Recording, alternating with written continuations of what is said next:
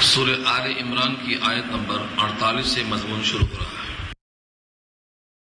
اللہ تعالیٰ نے حضرت عیسیٰ علیہ السلام کو بغیر کسی انسان کے دخل کے محض اپنے قدرت سے پیدا فرمایا۔ یہ تمثیل ہے، جب کسی چیز کا ارادہ فرماتے ہیں تو کن کہتے ہیں وہ چیز ہو جاتی ہے۔ حضرت عیسیٰ بھی اللہ کی طرف سے ایسا ہی پیدا کیا، لیکن حضرت عیسیٰ کی یہ پیدائش جو خرف عادت ہے، لوگوں نے اس کو الوہیت کی طرف منسوخ کر دیا اور اللہ کا بیٹا اور اللہ کا صدا کرنا شروع کر دیا۔ یہاں سے ان تمام کی تردید مقصود ہے۔ وَيُعَلِّمُهُ الْكِتَابَ، اور اللہ نے حضرت عیسیٰ کو کتاب کا علم دیا۔ کتاب سے مراد تورات ہے، والحکمہ، اور حکمت انتہا کی بات ہے، دانشمندی عقل مندی کی بات ہے۔ والتوراۃ والانجیل، تورات کا علم اور انجیل کا علم۔ یہاں الکتاب سے مراد اگر پہلے سے تورات اور انجیل ہے تو پھر دوبارہ تورات انجیل کا لفظ گویا جو اشارہ تھا اس کی وضاحت ہے۔ اللہ تعالیٰ نے حضرت عیسیٰ کو علم عطا فرمایا۔ ورسولا الی بنی اسرائیل، اور رسول بنا کر بھیجا ہے بنی اسرائیل کی طرف۔ اور رسالت کی دلائل میں سے معجزہ کے طور پر کیا کیا عطا فرمایا؟ انی قد جئتکم بآیۃ من ربکم، کہ بے شک میں تمہارے پاس نشانیاں لایا ہوں تمہارے رب کی طرف سے۔ نبوت کا اعلان کرنا اور نبوت پر دلیل کے طور پر نشانیاں پیش کرنا۔ نشانیوں میں سے کیا کیا چیزیں ہیں؟ نمبر 1، انی اخلق لکم من الطین کہیئۃ الطیر، میں بناتا ہوں تمہارے واسطے گارے سے ایک پرندے کی شکل۔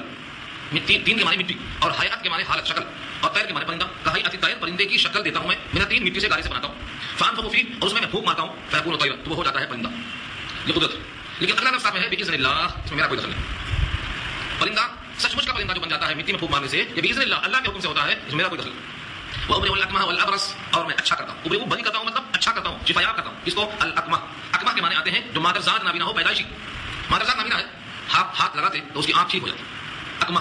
والابرص، ابرص کو اردو میں کہتے ہیں کوڑ کا مرض، جس کو ہم برس کہتے ہیں۔ کوڑی، جس کا جسم پیدا کے طور پر کوڑ میں مبتلا ہے، وہ اللہ کے حکم سے وہ ہاتھ پھیرتے ہیں تو شفا یاب ہو جاتا ہے۔ وَأُحْيِي الْمَوْتَى، اور مردوں کو میں زندہ کر دیتا ہوں، قبروں میں جو مردے ہیں ان کو ٹھوکر لگاتے اور کہتے اللہ کے حکم سے کھڑا ہو جا، وہ کھڑا ہو جاتا ہے۔ اس کے بعد کہا باذن اللہ، یہ بھی اللہ کے حکم سے۔ مردوں کو زندہ کرنا خدا ہونے کی حیثیت سے نہیں، نہ خدا کا بیٹا ہونے کی حیثیت سے، بلکہ یہ اللہ کے حکم سے بطور معجزے کے نبوت پر دلیل کے پیش کرتا ہوں۔ تو باذن اللہ کو دفاع ہے۔ مردے کو زندہ کرنا یا مٹی کے پرندے کو زندہ کرنا جو خدا کا کام ہے، یہ میرا ہاتھ سے نظر آتا ہے۔ جیسے بدر کے موقع پر حضور نے مٹی پھینکا تو ہاتھ تو مصطفیٰ کے تھے، لیکن اللہ نے کہا کہ آپ نے نہیں پھینکا، وہ ہم نے پھینکا۔ ہمارا بیت اسلامی کا ولکن اللہ رحم، آپ نے پھینکا نہیں پھینکا، لیکن حقیقت یہ ہے کہ اللہ نے پھینکا، اس لیے کہ جب بندہ پھینکتا ہے تو ایک سمت میں پھینکتا ہے، اور جتنے سمتیں ہیں جتنے دشمن ہیں سب یہاں پہ مٹی پڑ گئی تو یہ اللہ کا پھینکنا ہے، یہاں وہی حکم۔ اور ایک معجزہ، وَأُنَبِّئُكُم بِمَا تَأْكُلُونَ، اور تم کیا کھاتے ہو میں بتا دیتا ہوں۔ وَأُنَبِّئُكُم، میں تم کو بتا دیتا ہوں، بِمَا تَأْكُلُونَ، تم کیا کھاتے ہو۔ تاکلون جو ہے یہ مضارع، تم جو کھا کر آتے ہو میں اس کو ظاہر کر دیتا ہوں۔ کھا کر آنا اور اس کو بتا دینا بطور معجزے کے۔ اور خاص یہ وما تدخرون، ذخیرہ کر کے آئے ہو، گھر میں رکھ کے کیا آئے ہو، کھانے میں کھا کر کیا آئے ہو، اور کھانے میں کیا رکھ کے آئے ہو، میں یہ بتا دیتا ہوں۔ وما تدخرون فی بیوتکم، بیت کی جمع بیوت، تمہارے گھروں میں کھانے کے واسطے بطور ذخیرہ کے تم کیا کیا رکھ کے آتے ہو، یہ سب میں بتا دیتا ہوں۔ ان فی ذلک لآیۃ لکم ان کنتم مؤمنین، اس میں نشانی ہے تمہارے واسطے اگر تم یقین رکھتے ہو۔ ان اوپر کی تمام باتوں میں نشانی ہے کہ میں اللہ کا نبی ہوں، یہ نبوت پر دلیل ہے۔ اگر تم نبوت کو اور دلیل کو مانتے ہو تو نشانی تمہارے سامنے ہے۔ اور مخاطب کون ہے؟ بنی اسرائیل جو تورات کے ماننے والے ہیں۔ میں کوئی تورات کی مخالفت نہیں کرتا ہوں، بلکہ میری باتیں تورات کی تائید کرتی ہیں، اور تائید میری تورات بھی کر رہی ہے، دونوں کو تضاد نہیں۔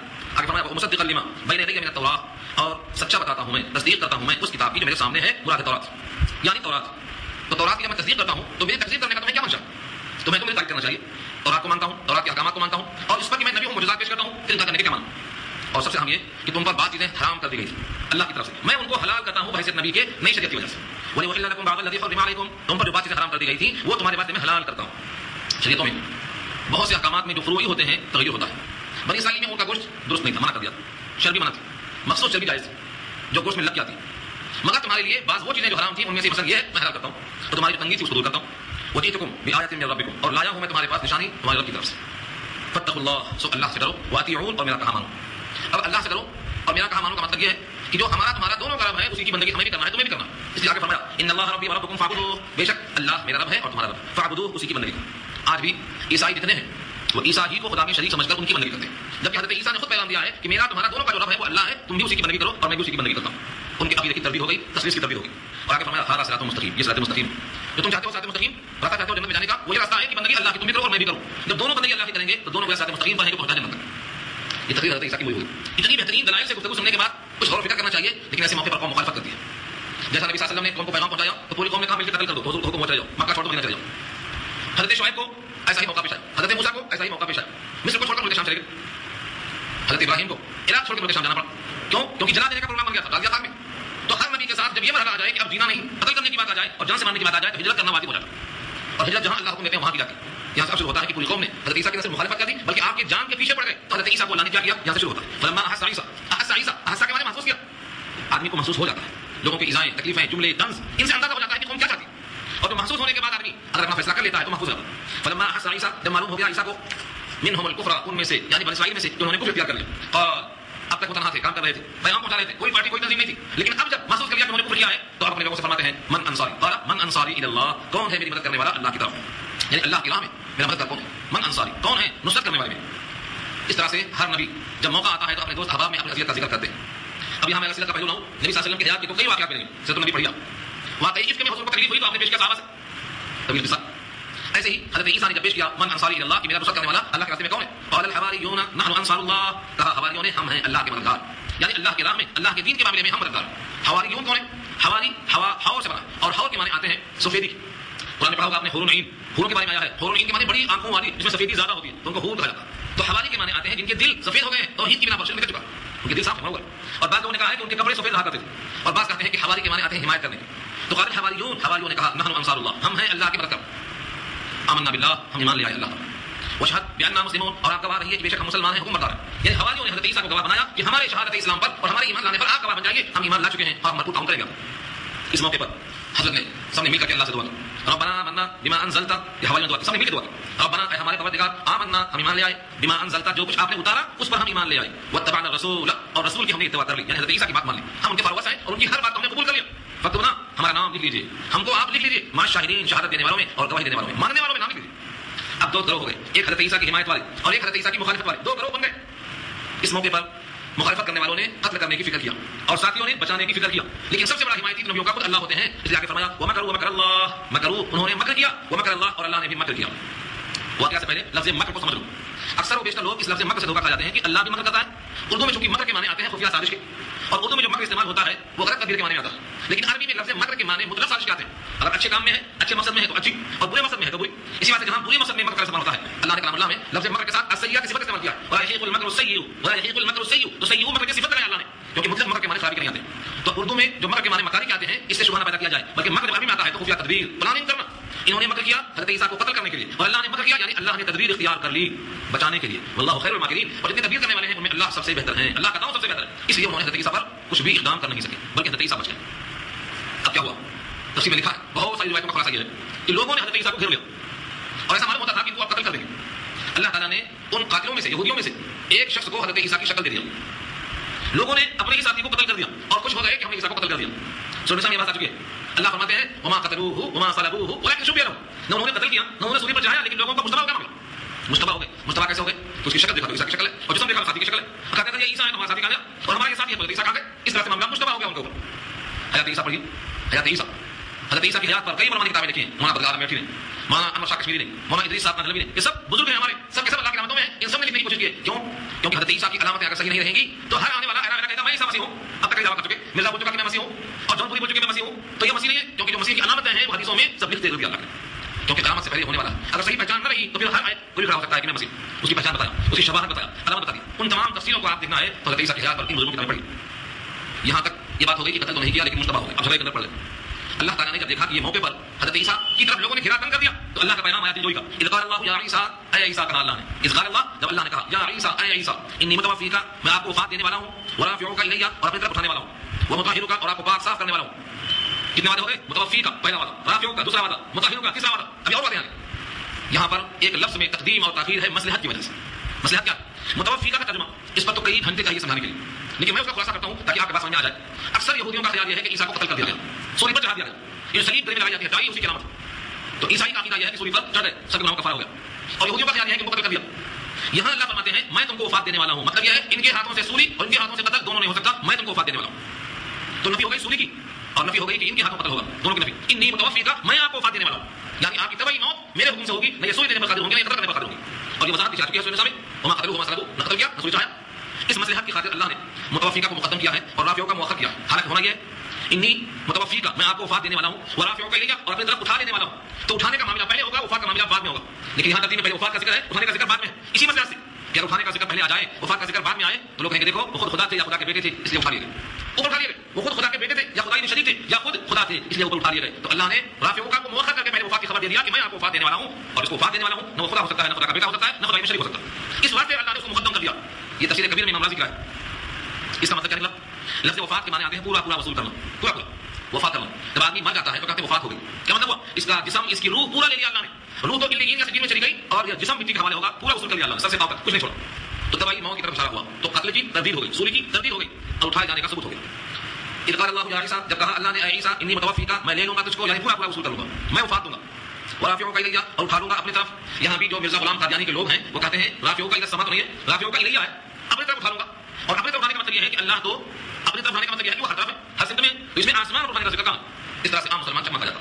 اگر آپ کو رد قادیانیت چاہیے تو بڑی اچھی کتاب لکھا ہے ہمارے ایک دوست نے, ہمارے ساتھی نے, رد قادیانیت کے ذریعے وصول, رد ملائک کے ذریعے وصول. تو مرزا کا رد کیا اور کہا کہ ٹھیک ہے اللہ تعالیٰ نے اپنے طرف اٹھانے کا ذکر کیا, لیکن لفظ رفع کے معنی اٹھانے کے آتے ہیں.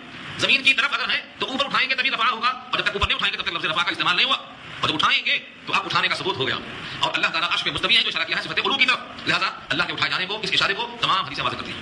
لہٰذا زمین پر کہیں ہوں گے یا شہید اور قتل ہوں گے, یہ سب امکانات باطل بحیثیت نبی کے دوبارہ نازل ہوں گے. ان کی نبوت ختم نہیں ہوگی, لیکن اس امت محمدیہ کے زمانے میں چونکہ وہ آئیں گے, اس لیے اس امت محمدیہ کے پیچھے نماز پڑھیں گے, جس کا ذکر تفصیل سے آ چکا. ایک بات اور فرمایا, وہ مطہرک من الذین کفروا, اور میں پاک کر دوں گا آپ کو ان لوگوں سے جنہوں نے کفر کیا, یعنی کافروں تک, کافروں کے ہاتھ آگ تک نہیں پہنچیں گے, میں آپ کو پاک صاف رکھوں گا, ان کا کفر دور رہے گا. اور ایک بات, وجاعل الذین کفروا, وجاعل, اور میں بنانے والا ہوں, الذین تبعوک, جنہوں نے آپ کی اتباع کیا ہے, فوق الذین کفروا, ان لوگوں کے اوپر جنہوں نے کفر کیا ہے, کب تک کے لیے, الی یوم القیامہ, قیامت تک کے واسطے. تو کیا بات فرمایا, قیامت تک کے واسطے آپ کو اور آپ کے فالوورز کو کافروں پر میں غلبہ دینے والا ہوں. اس آیت کو لے کر بہت سے لوگ اشکال کرتے ہیں کہ مسلمانوں پر غلبہ ہوگا, مسلمانوں پر غلبہ نہیں ہوگا, کافروں پر غلبہ ہوگا. لفظ یاد رکھنا, فوق الذین کفروا کا, جنہوں نے کفر کیا ہے ان کافروں پر غلبہ ہوگا, کس کا, آپ کے ماننے والوں کا. اور الحمدللہ جتنے بھی اہل ایمان مسلمان ہیں ان کا عقیدہ یہ ہے کہ ہم ہر نبی پر ایمان لاتے ہیں, لا نفرق بین احد من رسلہ, ہم رسولوں میں تفریق نہیں کرتے, ہم ہر رسول پر ایمان لانے والے ہیں. لہٰذا ہم حضرت عیسیٰ کا انکار کرنے والے نہیں ہیں, بلکہ ان کے فالوورز ہیں. انہی کے مذہب کو اور انہی کے مسلک کو اور انہی کے راستے کو جو ہر نبی نے پیش کیا ہے, ایک ہی ہے رسول کے اعتبار سے, اس کو سید الانبیاء نے پیش کیا ہے. لہٰذا ہم نبیوں کا انکار نہیں کرتے. تو حقیقت میں پیشین وہی ہے کہ حضرت عیسیٰ کے صحیح ماننے والے قیامت تک کے واسطے کافروں پر غالب ہوں گے. حضرت عیسیٰ کی تعلیمات جو منسوخ نہیں ہے, جیسے توحید, رسالت, آخرت, اس میں مسلمان سب سے آگے ہیں, سب سے پہلے. عیسائیوں نے بھی غلو کیا, یہودیوں نے بھی غلو کیا, جیسا کیا گیا ہے. صحیح متدین تو مسلمان ہیں, حضرت عیسیٰ پر تہمت نہیں لگاتے, بلکہ ان کو مقدس معصوم مانتے ہیں. ان کی سولی ہوئی, ان کا قتل ہوا, اور یہ کہا جاتا ہے یہودیوں نے کہا معاذ اللہ کہتے ہیں کہ وہ زانیہ کے بیٹے ہیں. ایسا کہنے والے حضرت عیسیٰ پر ایمان لانے والے نہیں ہیں. تو اس آیت میں مسلمانوں پر غلبہ کا ذکر نہیں ہے, بلکہ کافروں پر غلبہ ہوگا, ایمان والوں پر. یہ اللہ کا وعدہ. ثم الی مرجعکم فاحکم بینکم, پھر میری طرف تمہارا لوٹنا ہے, میں فیصلہ کروں گا تمہارے درمیان, فیما کنتم فیہ تختلفون, ان تمام مسائل میں تم جن میں اختلاف کیا کرتے تھے, تمہارے جھگڑے جتنے باہم تھے ان تمام میں فیصلہ میں کروں گا. اب فیصلہ جو ہونے والا ہے عملاً, یہاں پر اس مقدمے کی تمہید پیش کر دیا اللہ نے, میرا فیصلہ کس بنیاد پر ہوگا, میرا اصول یہ ہے, میرا ضابطہ یہ ہے, اس ضابطے پر تم فیصلہ کر سکتے ہو. فیصلہ کیا ہوگا, فاما الذین کفروا, بہرحال جنہوں نے کفر کیا, فاعذبهم عذابا شدیدا, میں ان کو عذاب دوں گا, سخت عذاب, فی الدنیا والآخرہ, دنیا میں بھی اور آخرت میں بھی. دنیا میں عذاب دیں گے تاکہ عبرت بنے, پھر آخرت میں عذاب دیں گے تاکہ عذاب کے جتنے حقدار ہیں مکمل کو مل جائے. کیونکہ دنیا میں جو عذاب ہوگا یہ مکمل سزا نہیں ہوگی, بلکہ سزا کا ایک حصہ ہوگا, اور جو سزا آخرت میں ملے گی وہ ان کے کرتوت کا مکمل سزا ہوگا. تو یہاں بھی سزا اور وہاں بھی سزا ہوگا. وما لهم من ناصرین, اور کوئی نہیں ہوگا ان کا نصرت کرنے والا, کوئی مددگار ان کا نہیں ہو سکتا. اس کے برخلاف واما الذين امنوا وعملوا الصالحات, وہ لوگ جو ایمان لائے عمل صالح اختیار کیا, فیوفیہم اجورہم, ان کو دیں گے اللہ ان کا پورا پورا حق.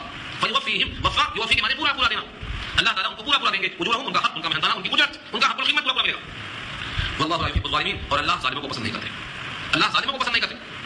یہ احکامات سنا کر رب کریم فرماتے ہیں ذالک نتلوہ علیک من الآیات, اے مصطفیٰ صلی اللہ علیہ وسلم, علیہ کا سے اشارہ آپ کی طرف, جہاں بھی صیغہ خطاب آتا ہے وہاں مراد بالعموم آپ کی ذات ہوتی ہے. علیہ کا آپ پر, نتلوہ ہم تلاوت کرتے ہیں, ذالک یہ پورے احکامات, من الآیات یعنی آیتیں, والذکر الحکیم, اور حکیمانہ نصیحت, تحقیقی بیان ہم سناتے ہیں آپ کو. اور اس کے بعد اقتیاس, تاکہ عقل ہوش ٹھکانے لگ جائے ان کے جو حضرت عیسیٰ کو بغیر باپ کے پیدا ہونے کی وجہ سے خدا مانتے ہیں یا خدا کا بیٹا کہتے ہیں. ان کی تردید کر دیا کہ حضرت عیسیٰ اگر بغیر باپ کے ہیں تو آدم تو ماں اور باپ دونوں کے بغیر ہیں, ان کو تم خدا مانتے ہو تو یہاں بھی خدا مان لو. یہ فلسفہ اگر تمہارے پاس ہے کہ بغیر باپ کے ہونے سے وہ خدا بن گئے, تو پھر تم آدم کو خدا کیوں نہیں مانتے, وہاں تو باپ نہیں مانتے نہیں. آگے فرمایا ان مثل عیسیٰ عند اللہ کمثل آدم, بے شک مثال عیسیٰ کی اللہ کے نزدیک آدم کی مثال کی طرح ہے. جس طرح سے آدم کو پیدا کیا اللہ نے اپنی قدرت سے, نہ ماں نہ باپ, ایسے ہی عیسیٰ کو پیدا کیا اپنی قدرت سے. وہاں قدرت کو مانتے ہو, اقرار ہے, یہاں انکار ہے. فقہا کہتے ہیں کہ قیاس کی مثال ہے, قیاس ایک فنی بات ہے, عوام کے کام کی نہیں ہے, لیکن پھر بھی شرعیوں کو سن لو. قیاس کا مطلب کیا ہوتا ہے, ایک مسئلہ قرآن میں ہے, ایک مسئلہ نیا پیش آیا, قرآن میں نہیں ہے, تو جو ریزن ہے, جو سبب ہے اس مسئلے میں حرام یا حلال ہونے کا, اسی ریزن کو وہاں دیکھیں گے, اگر ریزن وہاں مل گیا تو اس کا حکم لگا دیں گے. اس کو قیاس کہتے ہیں. جیسے یہاں دیکھا اللہ نے بغیر باپ کے پیدا ہونے کی وجہ سے حضرت عیسیٰ کو لوگوں نے خدا کہا, تو وہ بغیر باپ کا پیدا ہونے کا ریزن ہے, اسی کو تلاش کرتے یہاں پیش کر دیا کہ ماں باپ اگر نہیں ہے تو عیسیٰ کو اگر خدا تم نے کہا ہے تو آدم کو بھی خدا کہا دو. اس طرح سے حضرت عیسیٰ کو آدم پر قیاس کیا, اس کو قیاس کہتے ہیں. امام بخاری کو بھی قیاس کہا گیا, بہت قیاس کرتے ہیں. امام اعظم کو بھی قیاس کہا گیا, حالانکہ قیاس سے کوئی خالی نہیں ہے, دو قرآن کی سائد میں قیاس. حضرت عیسیٰ کو اللہ نے آدم پر قیاس کیا اور کرنے کا حکم دیا. فرمایا خلقہ من تراب, ان کو اللہ نے مٹی سے پیدا کیا, آدم کا پتلا بنا, پتلے میں پھونک مارا, آدم تیار. خلقہ من تراب, مٹی سے پیدا کیا. ثم قال له كن, پھر کہا اس پتلے سے کہ ہو جا, فیکون, وہ ہو گیا. پہلے مٹی کا پتلا بنا اور جب کہا کہ ہو جا آدم, تو آدم بن گیا. ایسے اللہ نے اپنی قدرت سے ان کو پیدا کیا. الحق من ربک, اے مصطفیٰ صلی اللہ علیہ وسلم, یہ حق جو ہے وہ آپ کے رب کی طرف سے. اس حق کو سننے کے بعد فلا تکن من الممترین, شک کرنے والوں میں سے مت ہو, یعنی اب شک کرنے کی کوئی گنجائش نہیں ہے. اللہ کی طرف جو پیغام آتا ہے حقیقت آپ کو سنانا مقصود نہیں ہے, آپ کو سنا کر ان کو سنانا مقصود ہے جو شک کرنے کا حکم رکھتے ہیں. جتنے شک کرنے والے ہیں ان کا علاج کرنا مقصد ہے کہ شک مت کرو, اللہ کی طرف جو حکم آتا ہے سچا.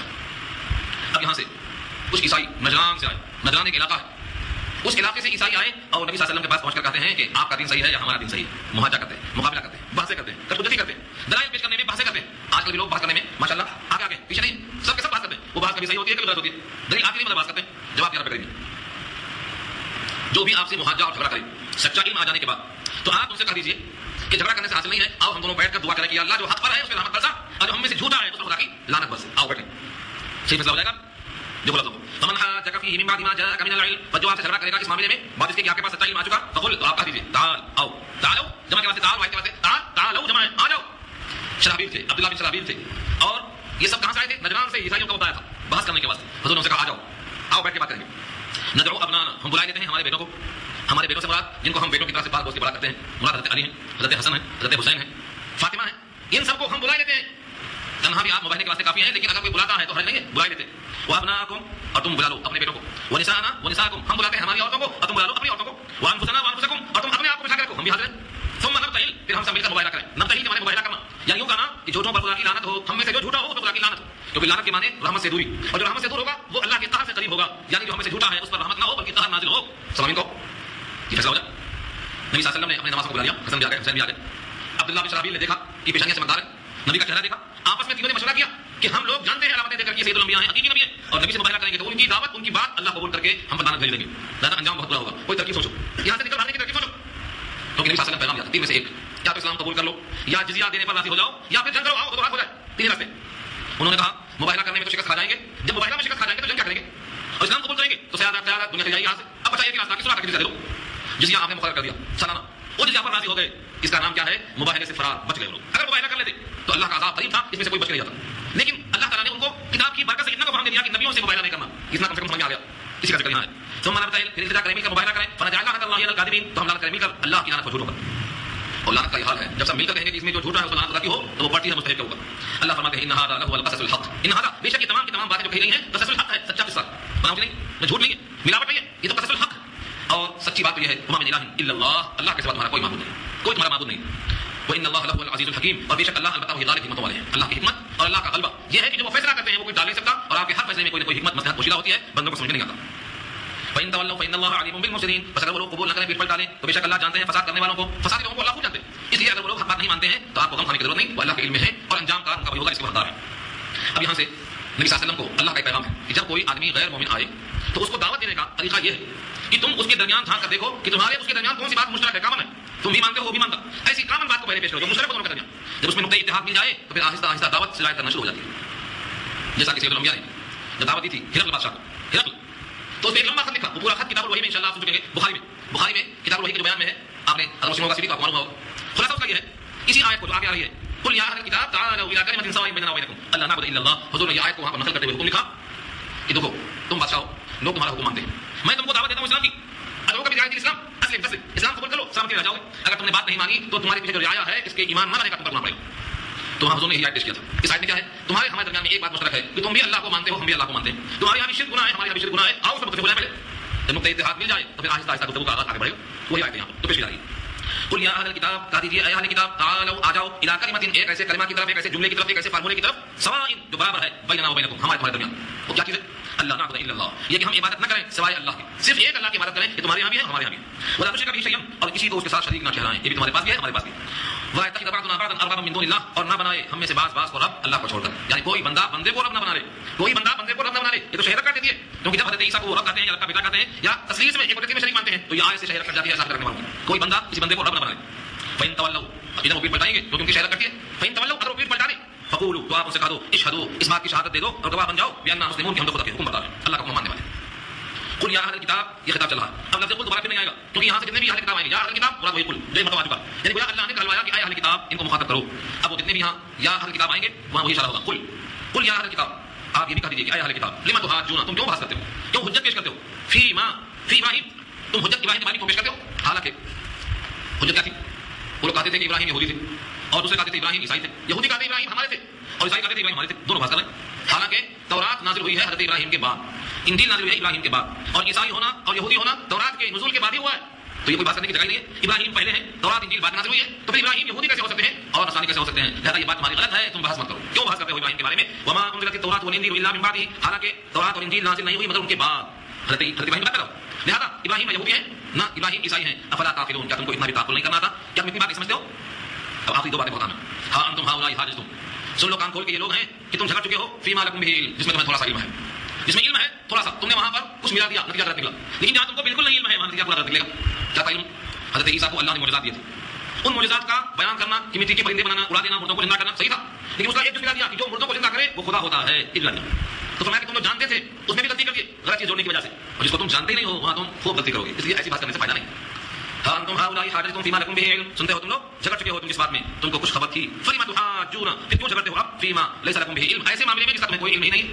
ابراہیم یہودی تھے، ابراہیم نصرانی تھے، تم اس میں بات کرنے کا کیا مطلب؟ نہ تم تھے، نہ تورات تھی، نہ انجیل تھی، ابراہیم کا مطلب غلط.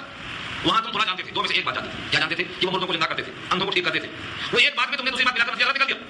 تو جہاں جانتے تھے تھوڑا وہاں غلط ہو گیا، تو جہاں بالکل نہیں جانتے ہو وہاں بات کرنے سے کیا فائدہ؟ واللہ یعلم وانتم لا تعلمون، اللہ جانتے ہیں اور تم نہیں جانتے ہو. اللہ بھی جانتے ہو. سنو، ما کان ابراہیم یہودیا ولا نصرانیا، نہ تھے ابراہیم یہودی اور نہ نصرانی تھے، ولکن کان حنیفا مسلما، لیکن وہ تھے حنیف. حنیف کے معنی سارے باطل ادیان سے کٹ کر ایک طرف متوجہ ہو جانا، وہ ہے مسلمان، حکم بردار، صرف اللہ کو مانتے تھے اور اللہ کے غیر سے کٹ چکے تھے. وہ ما کان من المشرکین، اور وہ مشرک بھی نہیں تھے. مشرکین مکہ کہتے تھے ہم ابراہیمی ہیں، یہودی کہتے تھے ہم ابراہیمی ہیں، سب کی نفی کر دیا، نہ ابراہیم یہودی ہے، نہ نصرانی ہے، نہ مشرک ہے، بلکہ وہ حنیف اور مسلم ہے. تو جو سارے جہان سے کٹ جائے اور ایک اللہ کے طرف جڑ جائے بس وہ ابراہیمی ہے. اب سنو آخری بات ہے کہ جو اس نبی سے یعنی ابراہیم سے مشابہ ہے وہ کون ہے؟ اچھی طرح سنو. ان اول الناس بابراہیم، بے شک ابراہیم سے سب سے زیادہ قریب لوگوں میں کون لوگ ہیں؟ للذین تبعوہ، وہ لوگ ہیں جو ان کی اتباع کی ان کے زمانے میں، ان کے ساتھ ان کی اتباع کیا تھا، وہ لوگ ابراہیم سے قریب تھے. نمبر 1 وہذا النبی، نمبر 2 پہ یہ نبی یعنی سید الانبیاء محمد مصطفیٰ، آپ بہت قریب تھے. جدی ابراہیم فرماتے تھے ملت ابیکم ابراہیم، تمہارے باپ ابراہیم کا مسلک ہے. تو ان کے زمانے میں ان کے فالوورز قریب تھے، اور اس کے بعد کے زمانے میں یہ نبی ان سے قریب. اور تیسرے کون ہے؟ والذین آمنوا، جو اس نبی پر ایمان لائے یہ قریب ہیں کیونکہ ان کا مسلک وہی ہے ابراہیم کا مسلک ہے. اور قرآن میں کئی مقام پہ آیا ہے ابراہیم کی نقل کرنا ہے. واللہ ولی المؤمنین، جتنے مومن ہیں ان کا والی اللہ ہے. اللہ کا ولی کون ہے؟ واللہ ولی المؤمنین، مسلمانوں کا ولی اللہ ہے. اللہ مسلمانوں کا حمایتی ہے، مددگار ہے. آخری بات فرمایا کہ جتنے اہل کتاب ہیں ان کی دلی تمنا ہے کہ تم کو کسی طرح بھٹکا سکیں، گمراہ کر سکیں، قرآن سے ہٹا سکیں. تمنا ہے ودع یودع کے معنی دل سے خواہش کرنا، ودود جسے بنائے مسئلہ اس کا ودع تمنا ہے، آرزو ہے، طائفۃ ایک گروہ کی من اہل کتاب، اہل کتاب میں سے، لو یضلونکم، کاش کہ تم کو گمراہ کر سکتے، لو کاش کہ یضلونکم تمہیں گمراہ کر سکتے، وما یضلون الا انفسهم، اور گمراہ نہیں کرتے ہیں مگر اپنے آپ کو، وما یشعرون، ان کو اس کا شعور نہیں ہے کہ بھٹک رہے ہیں. لہذا اہل کتاب کا مسئلہ ہے صرف 2 لفظوں میں، یا اہل کتاب لما تکفرون بآیات اللہ وانتم تشهدون، اے اہل کتاب تم کیوں انکار کرتے ہو اللہ کی آیتوں کا حالانکہ تم جانتے ہو، تم شہادت دیتے ہو. اگر تم نہ جانتے تب بھی کفر ہوتا، اور جب جانتے ہو تو بدرجہ اولا کفر ہے. تم سب کو معلوم ہے، علامات مصطفیٰ کو جانتے ہو، دیتے ہو کہ کتاب میں جو کچھ لکھا ہے وہ تصدیق ہے تمہاری کتاب کی، تم شہادت دیتے ہو. تم میں سے کچھ لوگ ہیں جو تورات ماہر تھے، تورات کے جاننے والے تھے، وہ اسلام میں آ گئے اور شہادت دے رہے ہیں. تمہارے ہی گروہ میں سے کچھ لوگ تورات کو جاننے والے بھی اسلام میں آ چکے ہیں، جیسے کعب احبار ہیں، عبداللہ بن سلام ہیں. یہ لوگ اسلام میں آ کر گواہیاں دیتے ہیں کہ اسلام حق ہے. اب تمہیں انکار کرنے کی گنجائش نہ باقی. یا اہل کتاب لما تلبسون الحق بالباطل، اے اہل کتاب کیوں ملاتے ہو تم حق کو باطل سے، جھوٹ کو سچ سے، وتکتمون الحق وانتم تعلمون، اور تم چھپاتے ہو حق بات کو حالانکہ تم جانتے ہو کہ چھپانے کا انجام کیا ہونے والا ہے. کیا چھپاتے تھے؟ تورات میں علامتیں تھیں کہ سید الانبیاء ایسے ایسے ہوں گے. یہ سارے اوصاف تم جانتے تھے، پھر بھی تم حق کو چھپائے جا رہے ہیں اور سچ میں جھوٹ ملائے جا رہے ہیں. لہذا تمہارا انجام کیا ہوگا ہمیں دیکھنا چاہیے. یہاں تک بات مکمل ہو گئی. اللہ تعالیٰ کا نام